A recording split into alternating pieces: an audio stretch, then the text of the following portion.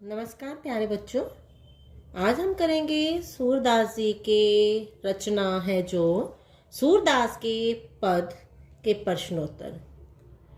ये जो मैं प्रश्न लिख रही हूँ ये और इनके जो उत्तर हैं वे मैं आसान भाषा में लिखे गए हैं, जिसको याद करने में आपको सरलता रहेगी। तो देखते हैं पहला प्रश्न क्या है।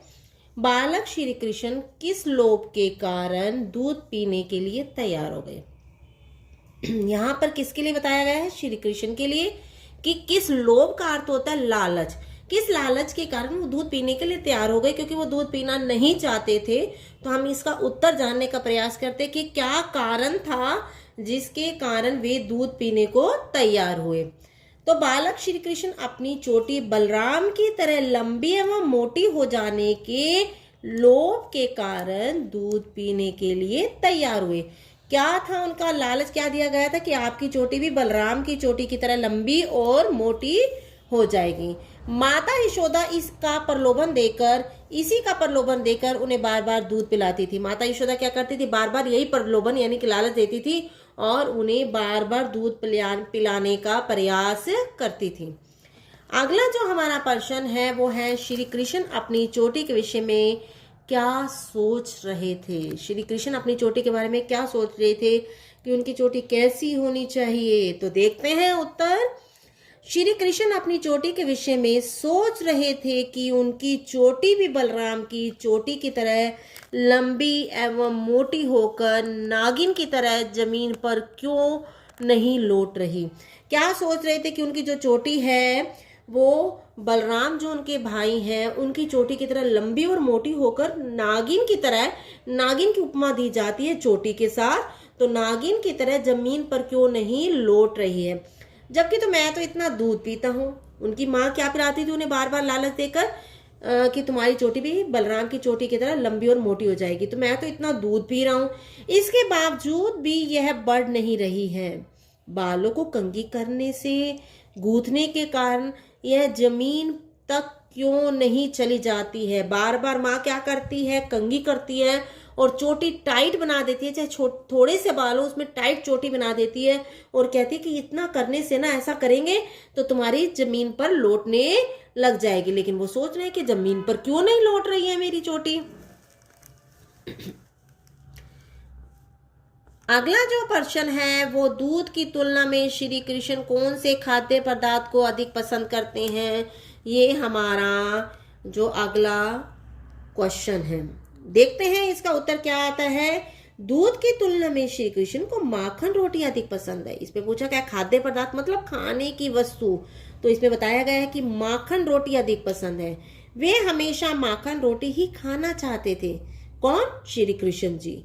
लेकिन माता यशोदा उन्हें चोटी बढ़ने का लालच देकर कच्चा दूध पिलाती थी। बार बार माँ यशोदा उन्हें क्या कहती थी कि तुम्हारी चोटी बड़ी हो जाएगी बलराम की चोटी की तरह, और उन्हें बार बार कच्चा दूध पिलाती थी। जो अगला हमारा प्रश्न है वो है तही पूत अनोखो जायो पंक्तियों में ग्वालन के मन के कौन से भाव मुखरित हो रहे हैं। तो यहाँ पर कौन से भाव स्पष्ट हो रहे हैं, इसका उत्तर देखते हैं। तही पूत अनोखो जायो अर्थात तुम्हारा पुत्र ही अनोखा जन्म है।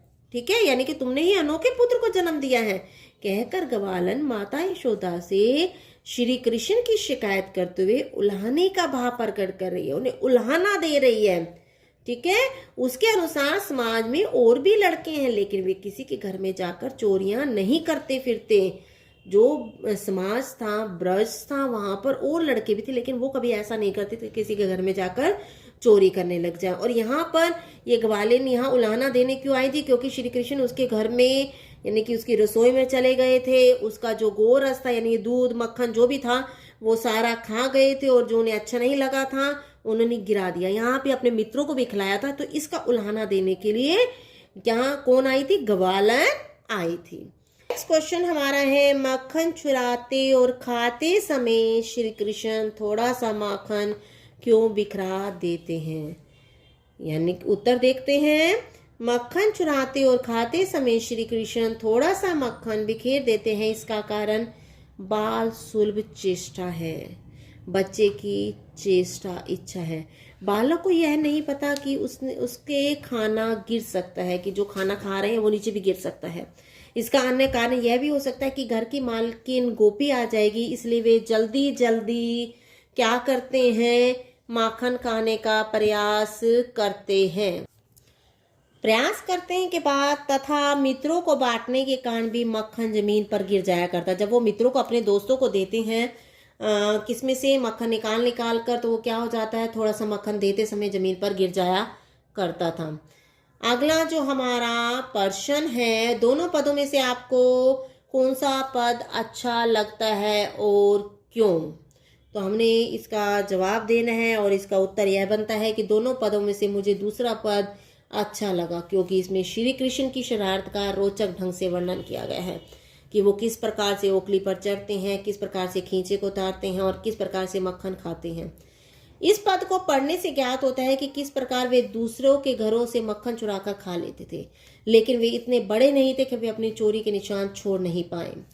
इस पद का आखिरी वाक्य ते ही पूत अनोखो जाए भी बहुत प्रभावपूर्ण है। इसमें गोपी सोचती है कि पुत्र तो उनके भी हैं, वे इतनी शरारतें नहीं करते, ठीक है, वो उल्हाना देने आते हैं। यशोदा ने ये कैसे पुत्र को जन्म दिया, इस वाक्य कारण हमें यह पद बहुत अधिक अच्छा लगा है।